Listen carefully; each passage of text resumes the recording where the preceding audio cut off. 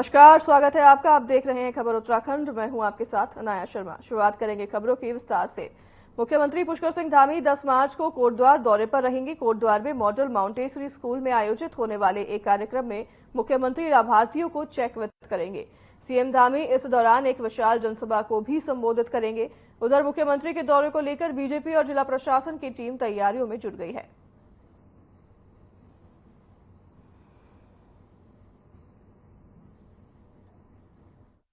हम सबके लिए बड़े ही हर्ष का विषय है कि कल इस प्रदेश के यशस्वी मुख्यमंत्री आदरणीय पुष्कर सिंह धामी जी कल कोटद्वार आ रहे हैं और बहुत ही उत्साह है पूरे क्षेत्र में।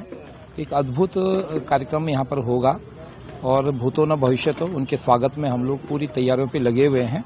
रोड शो भी उसमें होगा और कार्यक्रम भी यहाँ पर होना है, तो एक बहुत बड़ी संख्या का कार्यक्रम वहाँ पे होने जा रहा है। पार्टी कार्यक्रम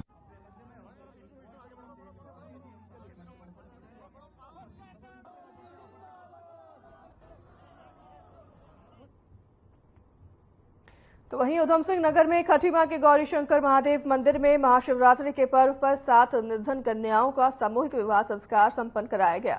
आपको बता दें कि कार्यक्रम के आयोजक मंदिर समिति और सामूहिक योगदान से कन्याओं के विवाह की पूरी व्यवस्था की गई थी, जिसके तहत सभी नव दंपतियों को गृहस्थ जीवन से संबंधित डबल बेड, अलमारी, मिक्सर, गैस कनेक्शन, बर्तन और उपहार दिए गए। वहीं कार्यक्रम में भारी संख्या में लोगों ने पहुंचकर नव दंपतियों को अपना आशीर्वाद भी दिया।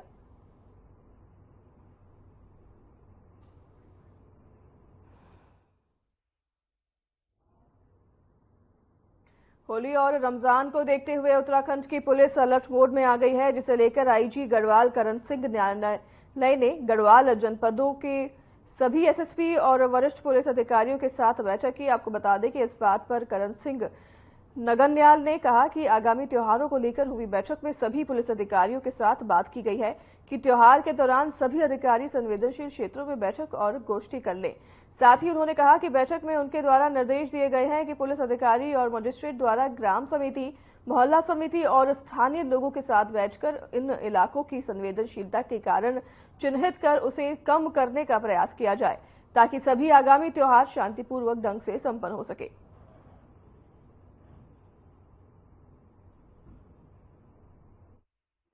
चर्चा हुई सारे बिंदुओं को लेकर, क्योंकि एस्पेक्ट यही रहता है। अपराध एक तो चुनाव आयोग है, उनके द्वारा दिए गए निर्देशों के पालन के संबंध में सेंसिटाइज करना, साथ ही जो आगामी 30 त्योहार है उसको लेकर संवेदनशील करना। जो भी संवेदनशील स्थल है वहां पर अपनी बैठक, गोष्ठी इत्यादि कर ले। मोहल्ला समिति, शांति समिति की है, ग्राम शांति समिति है, इन सब के साथ बैठक कर लिया जाए। पुलिस अधिकारी, मजिस्ट्रेट के द्वारा वहां के जो भी स्थानीय लोगों के साथ बैठक करके वहां की जो संवेदनशीलता का कारण है उसको चिन्हित करके उसको कम करने का प्रयास किया जाए, ताकि जो भी 30 त्योहार या अभी उत्सव है वो बहुत ही शांतिपूर्ण ढंग से संपन्न हो।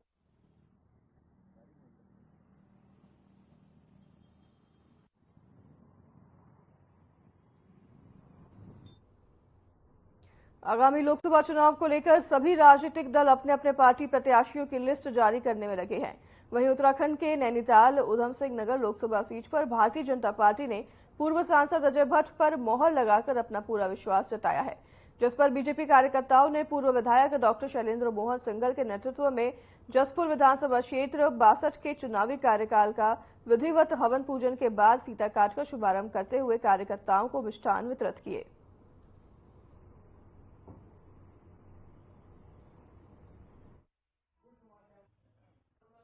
पिछले 5 साल जब हम इलेक्शन जीतते हैं उसके बाद से दूसरी इलेक्शन की तैयारी कर देते हैं। पिछले 5 साल से हम लगातार भारतीय जनता पार्टी वो पब्लिक में जाकर, जनता में जाकर काम कर रही है, इसलिए हमको तैयारी की कोई ज़रूरत नहीं है। पूरा काम कराया है और हमारा कैंडिडेट भी डिक्लेयर हो गया है और 10 तारीख तक हमने सारे उत्तराखंड में अपने चुनाव कार्यालय खोलने हैं और सभी कार्यक्रम हमारे चालू हुए हैं। इसमें हमें कोई, हमारी तो तैयारी ऑलरेडी है।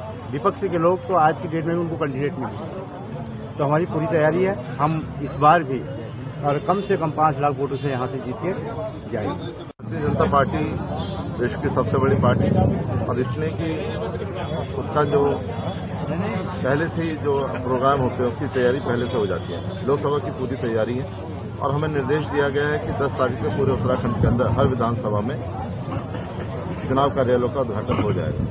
उसी संदर्भ में आज जसपुर में एक कार्यालय का उद्घाटन हुआ है और माननीय अजय भट्ट जी हमारे प्रत्याशी हैं और हमारी सबने ये एक प्रतिज्ञा ली है, प्रण लिया है कि उनको इस बार 5 लाख से ज्यादा वोटों से इस लोकसभा से जिताएंगे। पार्टियों की तो ये हालात है कि उन्हें कैंडिडेट ही नहीं मिल रहा, जिस कैंडिडेट पर हाथ रखते हैं वो भाग जाता है।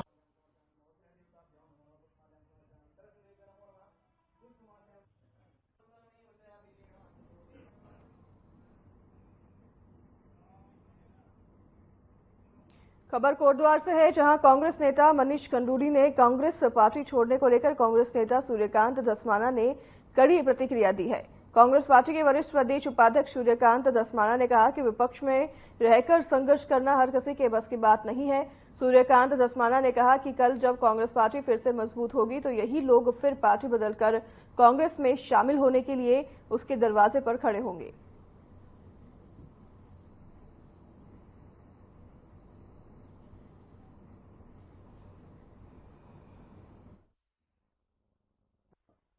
विपक्ष में रह करके संघर्ष करना हर के बूते की बात नहीं होती। लोगों को ठेका चलाना होता है, लोगों को ठेकेदारी करनी होती है, लोगों को अपने लाइसेंस, परमिट और तमाम तरह के काम कराने होते हैं। तो जो लोग संघर्ष नहीं कर सकते, जो केवल राजनीति में ठेकेदारी के लिए हैं, जो राजनीति में केवल परमिट के लिए हैं, कोटे के लिए हैं, अपने समर्थकों को काम दिलवाने के लिए हैं, तो उन लोगों का आना जाना लगा रहता है। कल कांग्रेस मजबूत होगी, कांग्रेस की संभावनाएं बढ़ेंगी, तो यही लोग आपको कांग्रेस के पाले में आते दिखाई पड़ेंगे। आपने देखा ही है, जो लोग गए हैं उनका इतिहास आप देख लीजिए, वो कभी यहां, कभी वहां, कभी यहां, कभी वहां।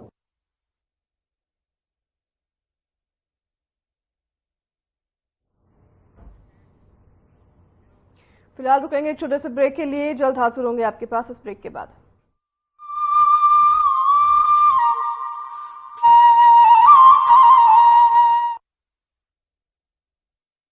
प्रधानमंत्री श्री नरेंद्र मोदी जी ने करोड़ों देशवासियों को दी है सम्मान पूर्वक और खुशहाल जीवन की गारंटी। आप ये भली भांति जानते हैं कि मोदी की गारंटी यानी गारंटी पूरा होने की गारंटी। देवभूमि उत्तराखंड इस विकास यात्रा का महत्वपूर्ण हिस्सा है। राज्य में लगातार फैल रहा है हाईवे और सड़कों का नेटवर्क। दिल्ली देहरादून एक्सप्रेसवे से समय की बचत होगी और निवेश के रास्ते खुलेंगे, यानी मजबूत अर्थव्यवस्था की गारंटी। 4 धाम ऑल वेदर रोड और 4 धाम रेल लाइन से श्रद्धालुओं को मिली है सुरक्षित और सुगम 4 धाम यात्रा की गारंटी। राज्य के दूरस्थ गांवों तक पात्र लाभार्थियों को अनेक कल्याणकारी योजनाओं से जोड़ा गया है। पीएम आवास योजना से गरीब परिवारों को मिली है पक्के घर की गारंटी। पीएम सौभाग्य योजना से बिजली, जल जीवन मिशन से स्वच्छ पानी, पीएम गरीब कल्याण अन्न योजना से राशन और आयुष्मान भारत योजना से 5 लाख रुपए तक मुफ्त इलाज की गारंटी। महिलाओं के जीवन में बड़े स्तर पर सुधार आया है।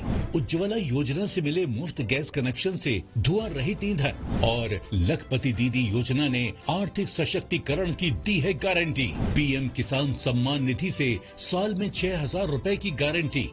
मोदी सरकार की गारंटी उसके पास भी है जिसके पास गारंटी देने के लिए भी कुछ नहीं। पीएम स्वनिधि योजना से स्ट्रीट वेंडर और प्रधानमंत्री मुद्रा योजना से लघु व्यवसायियों को मिल रही है आसान कर्ज की गारंटी। हर वर्ग का हो रहा है कल्याण, सभी के लिए खुल रहे हैं खुशहाली के द्वार, क्योंकि हर उत्तराखंड वासी को मिली है मोदी सरकार की गारंटी।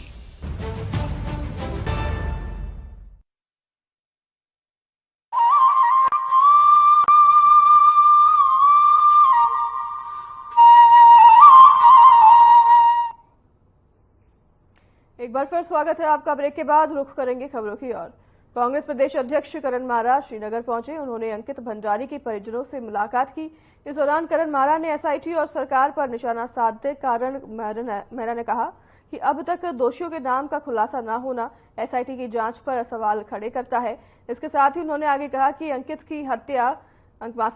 की हत्या से पहले की कॉल रिकॉर्डिंग भी अब तक नहीं खंगाली गई है। इस दौरान कांग्रेस नेता और पूर्व प्रदेश अध्यक्ष गणेश गोदियाल ने भी अंकिता के परिजनों को अपना पूरा समर्थन देने की बात कही है।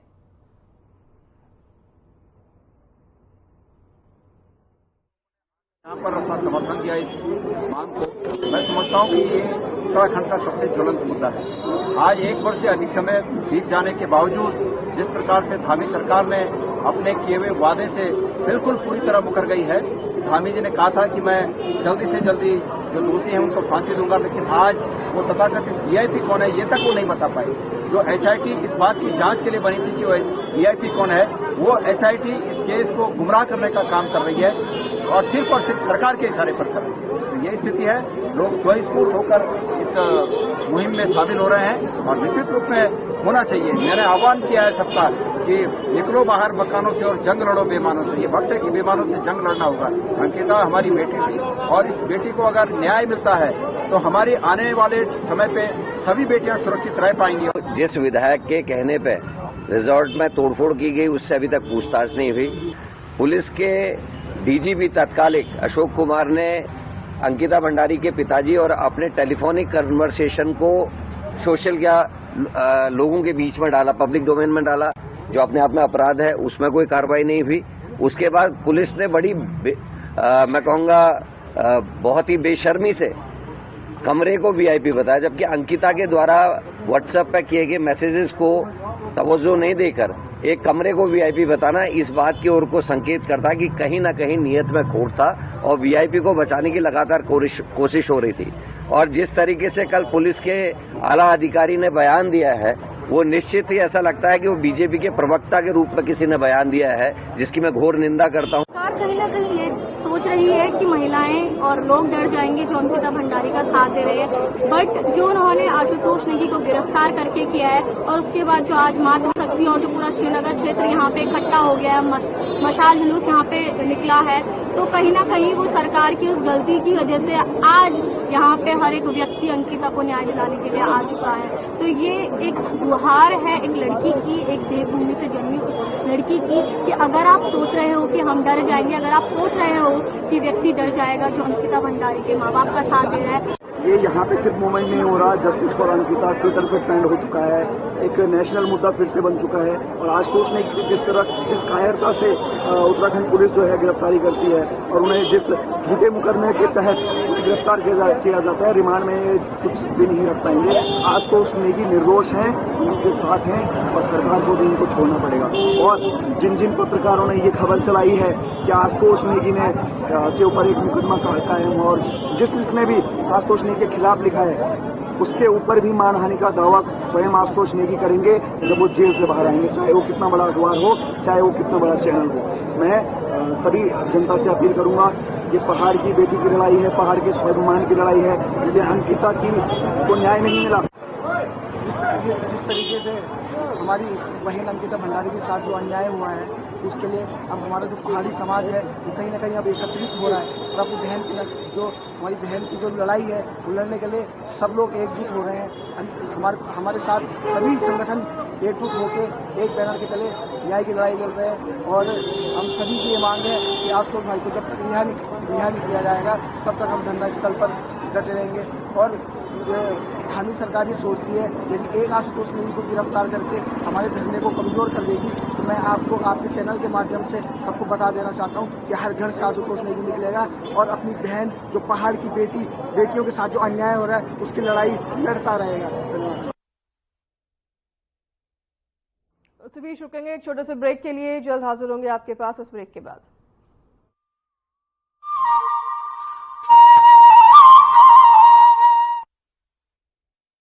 प्रधानमंत्री श्री नरेंद्र मोदी जी ने करोड़ों देशवासियों को दी है सम्मान पूर्वक और खुशहाल जीवन की गारंटी।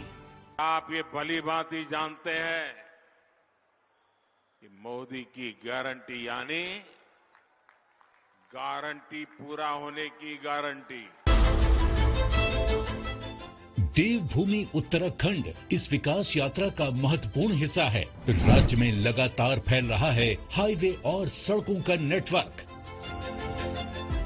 दिल्ली देहरादून एक्सप्रेसवे से समय की बचत होगी और निवेश के रास्ते खुलेंगे, यानी मजबूत अर्थव्यवस्था की गारंटी। 4 धाम ऑल वेदर रोड और 4 धाम रेल लाइन से श्रद्धालुओं को मिली है सुरक्षित और सुगम 4 धाम यात्रा की गारंटी। राज्य के दूरस्थ गांवों तक पात्र लाभार्थियों को अनेक कल्याणकारी योजनाओं से जोड़ा गया है। पीएम आवास योजना से गरीब परिवारों को मिली है पक्के घर की गारंटी। पीएम सौभाग्य योजना से बिजली, जल जीवन मिशन से स्वच्छ पानी, पीएम गरीब कल्याण अन्न योजना से राशन और आयुष्मान भारत योजना से 5 लाख रुपए तक मुफ्त इलाज की गारंटी। महिलाओं के जीवन में बड़े स्तर पर सुधार आया है।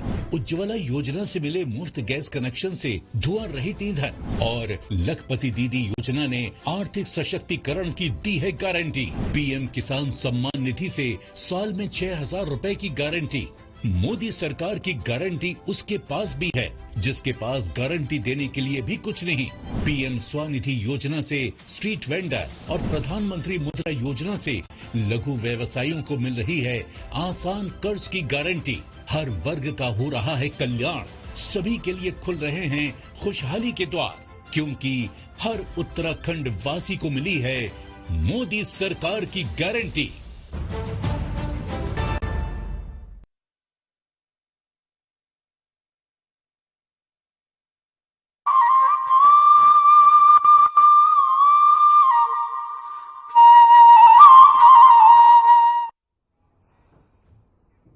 स्वागत है आपका एक बार फिर। ब्रेक के बाद रुख करेंगे खबरों की ओर। प्रधानमंत्री नरेंद्र मोदी की महत्वाकांक्षी योजनाओं में शामिल Rishikesh Karnaprayag rail line project 2025 दिसंबर तक पूरा करने का दावा रेल विकास निगम ने किया है। आपको बता दें कि 2026 से यात्री ट्रेन से कर्णप्रयाग तक सफर कर सकेंगे। वहीं इस संबंध में रेल विकास निगम लिमिटेड के प्रोजेक्ट मैनेजर अजीत सिंह यादव ने अपने सहयोगियों के साथ मिलकर प्रेस वार्ता की। इस दौरान अजीत सिंह यादव ने बताया कि 125 किलोमीटर लंबी ऋषिकेश कर्णप्रयाग रेल लाइन पर लगातार कार्य तेजी से चल रहा है। वहीं अब तक 104 किलोमीटर लंबी सुरंग में से 75 किलोमीटर के सुरंग का कार्य पूरा कर लिया गया है। अन्य सुरंगों में खनन और खुदाई का काम तेजी से चल रहा है। मैं ये बैठक नियमित रूप से रखता हूं, हर 3 से 6 महीने के भीतर एक बार, जिससे कि हमारी सबसे बड़ी रेल परियोजना का कार्य जो है पूरे हिंदुस्तान में और वर्ल्ड की देखा जाए तो वर्ल्ड में भी एक बहुत बड़ा काम है जो ये हो रहा है। हिंदुस्तान का सबसे बड़ा काम है, उत्तराखंड में हो रहा है।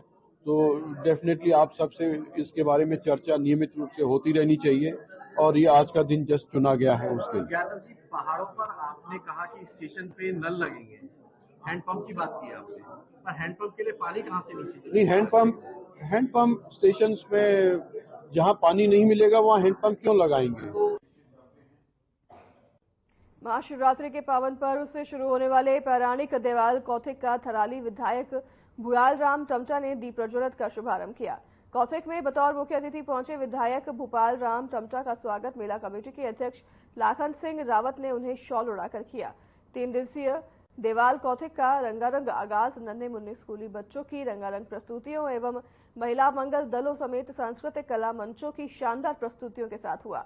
मेले के मुख्य अतिथि विधायक भूपाल राम टमटा ने अपने उद्बोधन में सभी क्षेत्रवासियों को महिला दिवस की बधाइयां देते हुए मेले के आयोजन को सराहा और मेले के सफल आयोजन के लिए मेला कमेटी की 1.5 लाख रुपए विधायक निधि से देन की घोषणा भी की।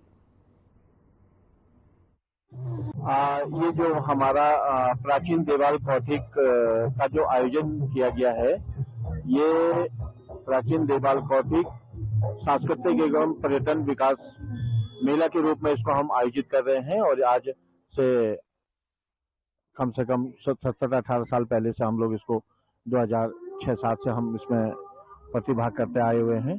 समय समय पर कार्यकारिणी चेंज होती रहती है और हम चाहते हैं कि हर वर्ष ये बहुत बढ़िया और विस्तार से हो और इसका जो फायदा मिले हमारी जो शिक्षण संस्थाएं हैं, गांव-गांव से जो महिला मंगल दलें आती हैं और उनको एक मंच मिलता है। चलिए रुकेंगे एक छोटे से ब्रेक के लिए, जल्द हाजिर होंगे आपके पास इस ब्रेक के बाद।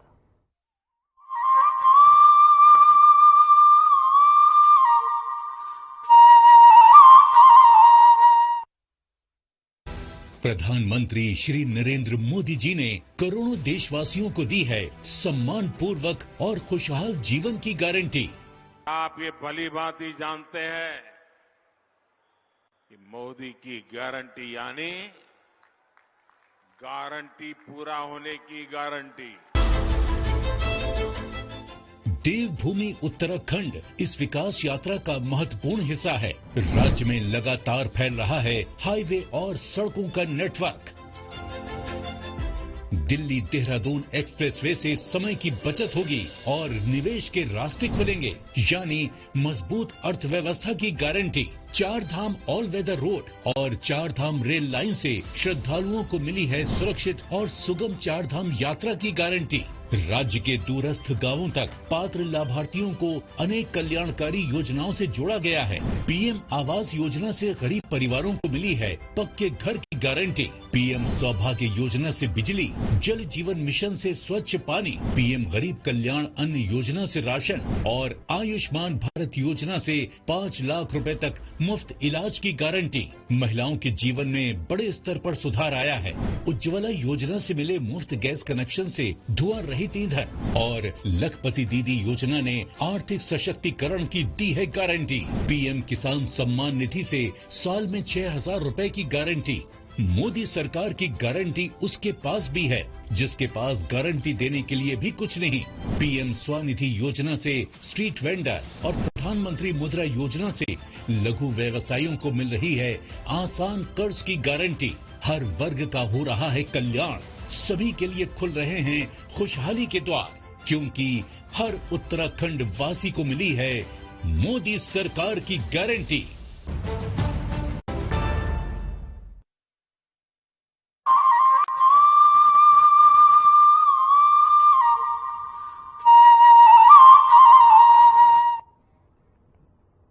स्वागत है आपका एक बार फिर। ब्रेक के बाद रुक करेंगे खबरों की ओर।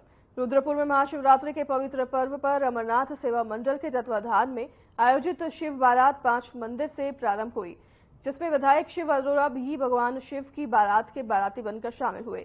शहर के मुख्य स्थानों से निकली शिव बारात में मुख्य आकर्षण महादेव के स्वरूप और उनके साथ अघोरी की फौज भस्म की होली खेलते हुए गाजे बाजे पर नाचते और गाते हुए निकले।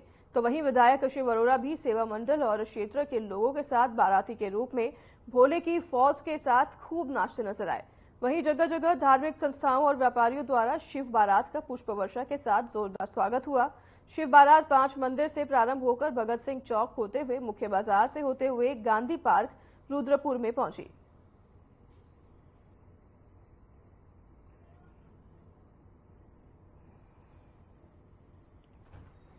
महाशिवरात्रि के पर्व पर शिव बारात का आयोजन हुआ और शिव बारात में विधायक भी शामिल हुए और बारात पर पुष्प वर्षा की गई। गाजे बाजे के साथ सभी लोग इस बारात में नाचते हुए दिखाई दिए।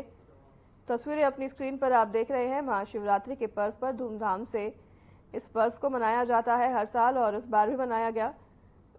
और इस पर्व पर शिवजी के बारात निकाली गई और उस बारात में विधायक भी शामिल हुए।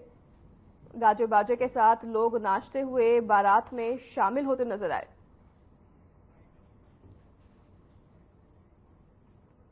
तो फिलहाल इस बुलेटिन में हमारे साथ बस इतना ही। आपसे लेंगे विदा। नमस्कार।